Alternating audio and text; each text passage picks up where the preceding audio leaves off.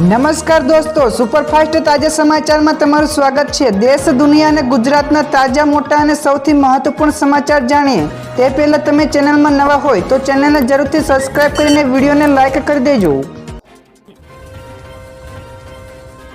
સૌથી પહેલા દોસ્તો આપણે વાત કરીએ તો 28 મેનો દિવસ ગુજરાત માટે ભારે। તો આજે બંગાળની ખાડીમાં ચક્રવાત આગળ વધી રહ્યું છે અને તીવ્ર થઈ શકે છે। તો આજે બંગાળની ખાડીમાં તીવ્ર ચક્રવાત બાદ ધોધમાર વરસાદ પણ આવી શકે છે। તો આ ચક્રવાતની અસરના કારણે 28 મેના રોજ ગુજરાત અને મુંબઈમાં ધોધમાર વરસાદ પણ પડી શકે છે તેવી આગાહી કરાઈ છે।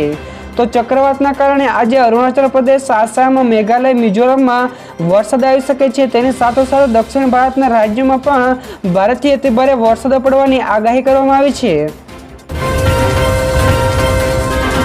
તો દોસ્તો બીજા સૌથી મોટા સમાચાર સામે આવ્યા છે। શ્રમિકો માટે રાજ્ય સરકારનો મોટો નિર્ણય। તો ચોતરફ ગરમીના હાહાકાર વચ્ચે ગુજરાત સરકારે શ્રમિકોને લઈને ખૂબ જ મહત્વપૂર્ણ નિર્ણય લીધો છે।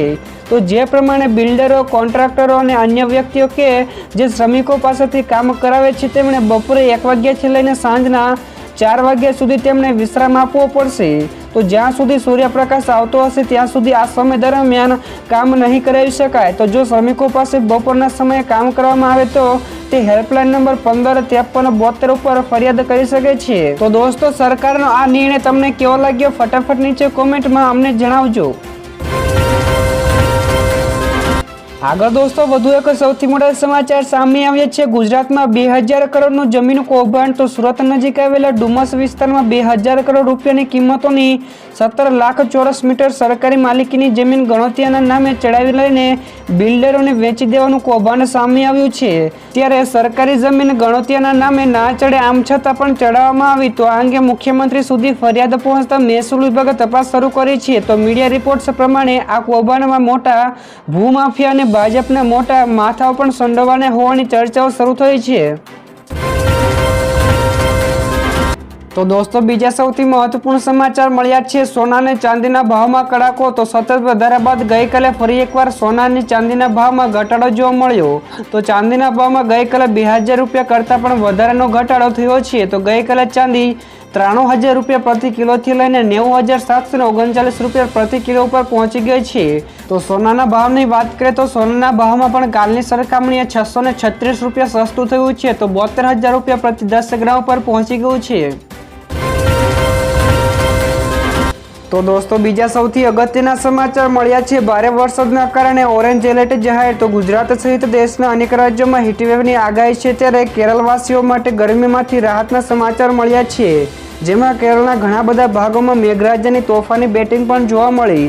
તો ખાસ કરીને તિરુવનંતપુરમમાં, કોચી અને થ્રિસુર સહિતના અનેક શહેરોમાં પાણી પણ ભરાઈ ગયા છે। તો કેરળના 9 જિલ્લાઓમાં ઓરેન્જ એલર્ટ પણ જાહેર કરાયું છે।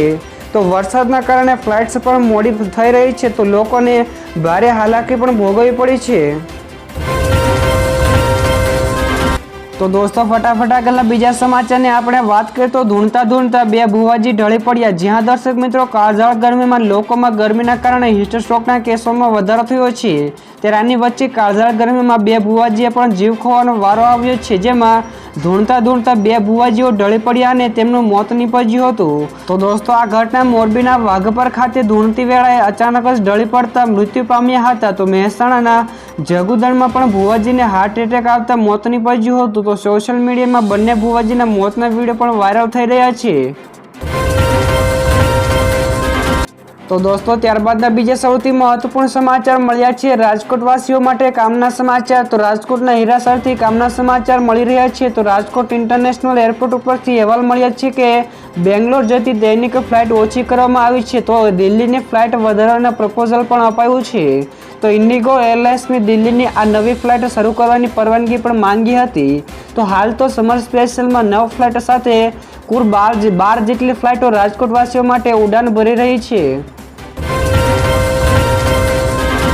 ત્યારબાદના દોસ્તો બીજા સૌથી અગત્યના સમાચાર મળ્યા છે। ગરમીમાં સાવચેતી રાખવા સીએમએ કરી અપીલ। જ્યાં દર્શક મિત્રો ગુજરાતના મુખ્યમંત્રી ભૂપેન્દ્ર પટેલે ટ્વીટ કરીને લોકોને ગરમીમાં સાવચેતી રાખવાની અપીલ કરી છે।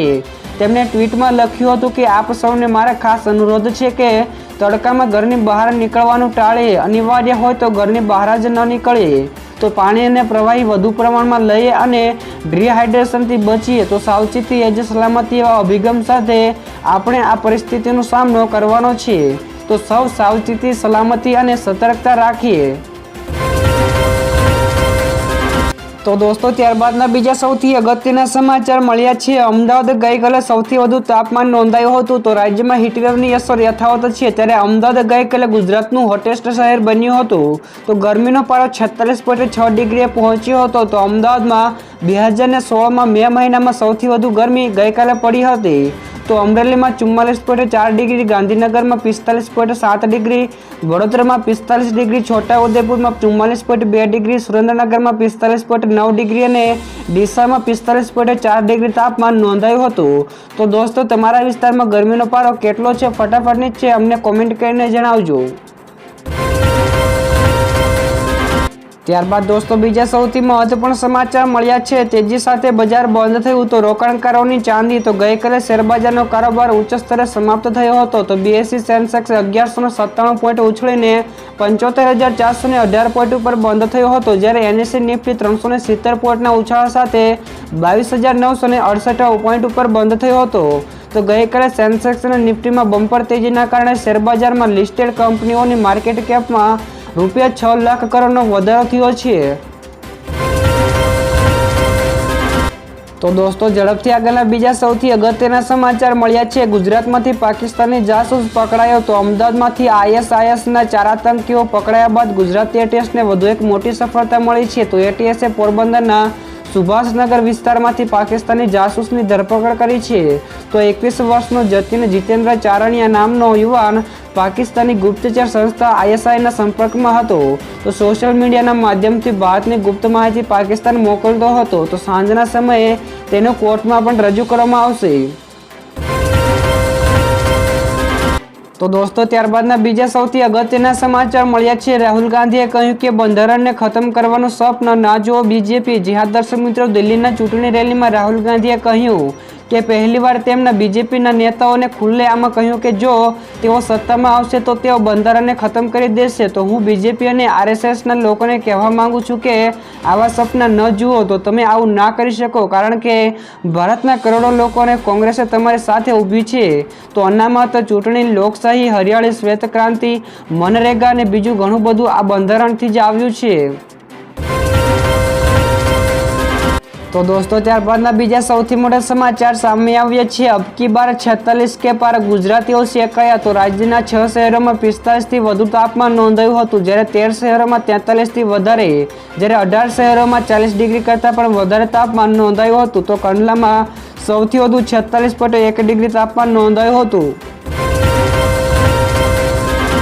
તો દોસ્તો ફટાફટ આગળના બીજા સૌથી અગત્યના સમાચાર મળ્યા છે। કેદારનાથ ધામને લઈને લેવાયો મોટો નિર્ણય। તો કેદારનાથ ધામની યાત્રા શરૂ થઈ ગઈ છે, ત્યારથી જ ત્યાં શ્રદ્ધાળુઓનો ધસારો પણ વધી રહ્યો છે। ત્યારે હવે નિર્ણય લેવાયો છે કે કેદારનાથ ધામને 20 કલાક ખુલ્લું રાખવામાં આવે। તો હવે મંદિર ભક્તો માટે 20 કલાક સુધી ખુલ્લું રાખવામાં આવી રહ્યું છે। તો હાલ મંદિર સવારે 5 વાગ્યાથી ખુલી જાય છે અને નોંધનીય છે કે 11 દિવસમાં 3.19 લાખથી વધુ શ્રદ્ધાળુઓએ કેદારનાથ બાબાના દર્શન કર્યા છે। ત્યારે 20 મેના રોજ 37,000 કરતાં પણ વધારે ભક્તોએ કેદારનાથ ધામ પહોંચ્યા હતા। તો દોસ્તો આગળ વધુ એક સૌથી મોટા સમાચાર સામે આવ્યા છે। રાજીનામાને લઈને કેજરીવાલનું મોટું નિવેદન। દિલ્હીના સીએમ અરવિંદ કેજરીવાલે 2 જૂને આત્મસમર્પણ કરીને જેલમાં જવું પડશે। તો આ અંગે તેમણે એક ઇન્ટરવ્યૂ દરમિયાન કહ્યું કે હું સીએમ પદેથી રાજીનામું બિલકુલ નહીં આપું અને જેલમાંથી જે સરકાર ચલાવીશ। તો આ લોકોને લોકશાહીની કેદ કરી છે, તો જનતંત્રને અમે જે જેલમાંથી ચલાવીને બતાવીશું। તો આ માટે અમે સુપ્રીમ કોર્ટમાં પણ જઈશું અને અપીલ કરીશું કે લોકોને કામ પૂરા કરવા અમને જેલમાં રહીને પણ સરકાર ચલાવવાની સુવિધા આપવામાં આવે।